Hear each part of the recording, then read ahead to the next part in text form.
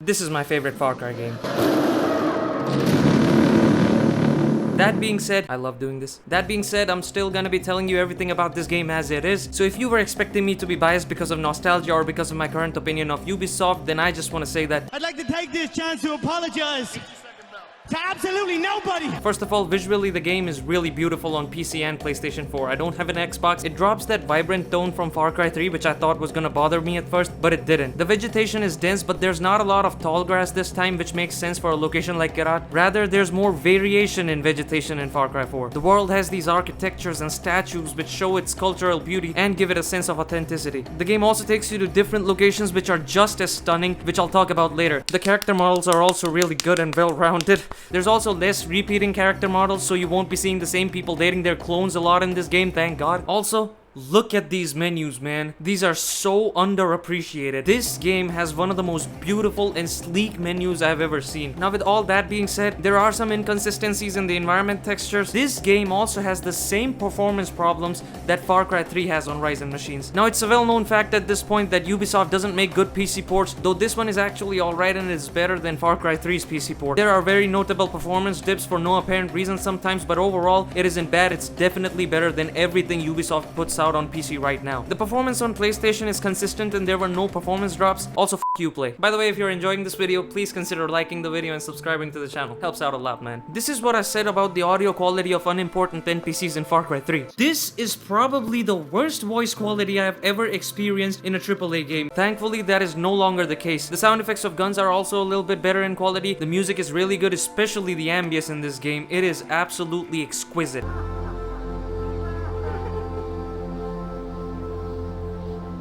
The only thing that's kinda disappointing is that there's no track like Make It Bun Dem that gets stuck in your head just like my dick in your mom's ass. I told her anal was a bad idea. Send help, please, god damn it. Let's talk about the gameplay now, starting with the gunplay. Far Cry 3 already had good gunplay, but here it's improved and it's very good. It still rewards you depending on the method or way you kill an enemy. The recoil is notable but controllable, and it combined with the nicely tuned weapon shaking animations and sound effects makes the weapons feel a little weightier now. The bullet fall off implementation makes you think a bit. This time you move faster, the enemies move around more, and more blood comes out of enemies on impact. The explosions are the best in the series,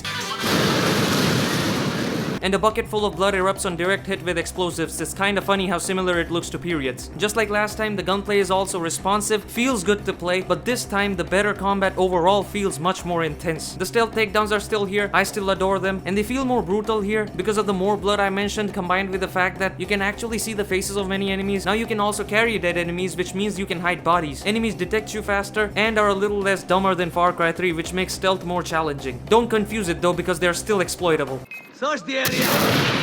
Rocket. Driving is still important, and it has received a major upgrade. Lubricants no longer spawn on the wheels as soon as you try to drive on an incline. Rightfully so, because you are constantly going up and down on these mountains just like your girl on my dick. And thank God vehicles are now made of metal instead of plastic like in the last game. Plus there are also more vehicles to drive around. You can even ride elephants in this game. Towers are now bell towers, which are bigger, wider, and more varied from each other. I still don't like them too much, but they're definitely an improvement. I have mixed opinions on the map this time around because on one hand it shows actual photos and names of animals in a region, but also looks more clutter. What I don't have mixed opinions on though is how this game handles verticality. Believe it or not, the thing that was my biggest gripe with Far Cry 3, which I absolutely roasted the out of, is now probably my favorite part of Far Cry 4. Like, my god, it has received an overhaul. I already knew it was gonna be better when I jumped off a staircase in the first mission. You no longer take fall damage by jumping from a height a toddler can survive. That was a metaphor. Don't actually try to throw a toddler off the staircase. You can actually go through windows now. It's nothing like Dying Light, but you can climb most of the environment. Cars survive drops that cars should survive. There are better placed, more hang gliders on the map. The inclined grass thing is still here, but it's not very abundant. But let's talk about the big boy stuff now, starting with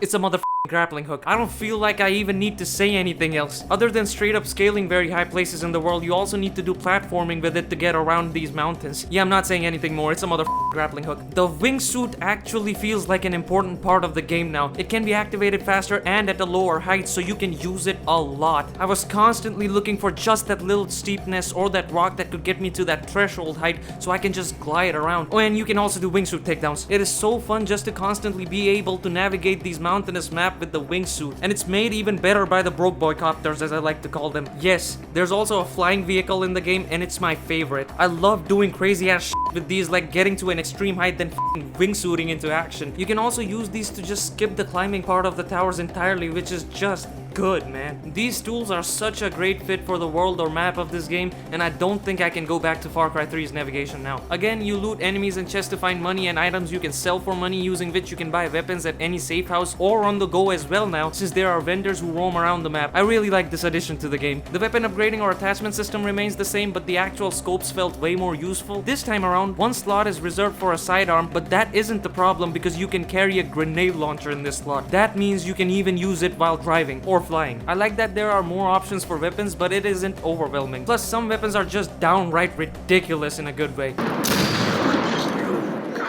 What isn't ridiculous in a good way is that one of the weapons and one of the items requires Uplay credits to unlock. The weapon isn't special or anything, but still, you Ubisoft for trying to shove that shit down our throats. Collectibles and activities like supply drops return, but I still don't give a shit about them. Hunting and skinning animals to craft the equipment upgrades is pretty much the same, other than the fact that this time to get double skin from your kills, you need to kill them with melee attacks or a bow. This, combined with the fact that you can also attach a scope to it, made the bow feel actually useful. You already know that I didn't like the shoehorned in implementation of the bow in Far Cry 3, but here it became my main stealth weapon. Now you can use bait to attract predators to do your dirty work. Also, there's just way more animal variety and density in Far Cry 4, and there are a lot more instances of the wildlife interacting with each other, which made the world feel more alive. I don't know if they're fighting or having sex, but I like it. There's just a lot more stuff going on in the world of Far Cry 4, which added to my immersion. There's actual optional random events that you can run into, like your fellow rebels getting into a fight, drive-bys without the hood. One time this nice lady's car broke down and I decided to repair it. Damn, this is wholesome. NPCs reward you for these with cash. This man's moonwalk is making Michael Jackson blush in the grave right now. And you also get karma points. With each level of karma, you get a nice reward. Now, what has definitely been downgraded is the skill system. Here's a clip from my Far Cry 3 video. I love you.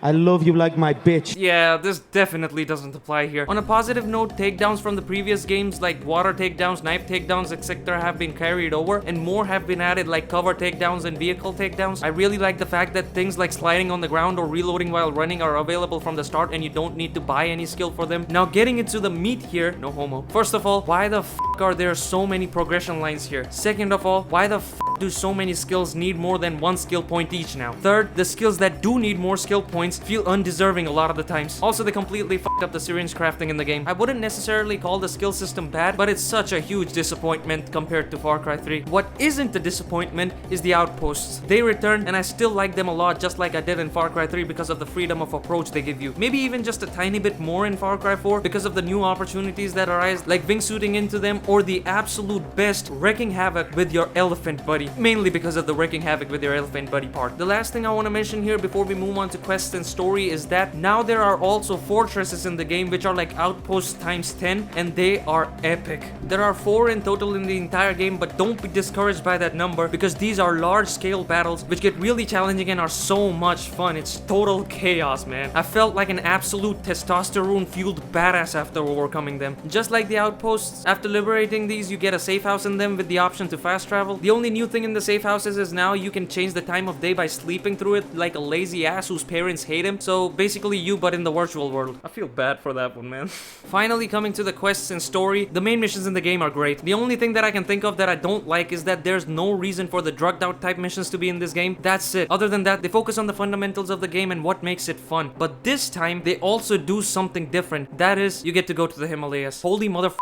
Yes. And just like the ones that take place on the main map, these also have some incredible set pieces. I don't know any other game that lets you wingsuit from one Himalayan mountain to the other. This is what I said about the side quests in Far Cry 3. I'm just gonna go right ahead and say that there's not a single good side quest in this game. But I'm glad to say that has completely changed. There are still not too many, but the ones that are present are really good because they are to the point. They take you to the Himalayas as well. But there's a type of side quests in this game which is phenomenal. I'm talking about the Shangri-La Missions. They follow the story of Kali Nath taking you to these beautiful but kinda grim mythological levels. You get a bow that can stop time and a mystical tiger as your companion to fight demons in levels. Your main way of offense is takedowns, so in these levels, all the different types of takedowns are automatically unlocked for you. The Shangri-La missions are really fun and I love them. I'm actually kinda surprised that a company like Ubisoft didn't make them a paid DLC. Unlike Far Cry 3, what I don't love is the actual main game story. You play as Ajay Ghale, whose name is pronounced differently by everyone in the game, and you have come to the fictional land of Kirat to spread your mother's ashes. The bus you're on gets stopped by the Royal Army me, and then a little shootout happens. You and your companion are taken out of the bus, and then the main villain of the game arrives, Pagan Min. He recognizes you. As it turns out, he has had a past with your mother just like I have. He then takes you to his fortress where he says he'll get you where you need to go to spread your mother's ashes, but gets a call in the middle. When he goes away for a bit to take that call, you're broken out by one of the rebel leaders called Sabal and taken to a village. There you meet the other rebel leader called Anita. The rest is up to you to find out. Now, I said that I don't love the story, but that doesn't mean it's not gonna be good for the majority of people. But even if you love it, if you have played Far Cry 3, you have to agree that that game's story was way better. And because I played both these behemoths of the Far Cry series so close to each other, that downgrade in story was even more apparent to me. Though the main problem for me is not that this story isn't as good as Far Cry 3, it's that there's a lot of wasted potential here. You have such a great charismatic villain who actually has a personal connection to the player's character this time. I mean, the acting for all main characters is good, but come on, that is Troy Baker right there playing a narcissistic psychopath who even has his face on the currency of the place, for f***'s sake. Yet you only get like 4 scenes with him in person in the entire game, and that's including the ending. The rest is just him talking with you on the phone or on the radio. That is a shame because sometimes he is so good even on the damn calls, so you can only imagine what could have been. There's a choice system in the game which requires you to pick between Sabal and Anita, which does slightly impact the game world, but the thing is, I don't like neither of the two, because in all honesty, Pagan is the most likable character in this game. Now, I'm not gonna act like Jason was one of the greatest characters of all time, but in my Far Cry 3 video, I rightfully said, I absolutely love his arc of transforming from a pussy-ass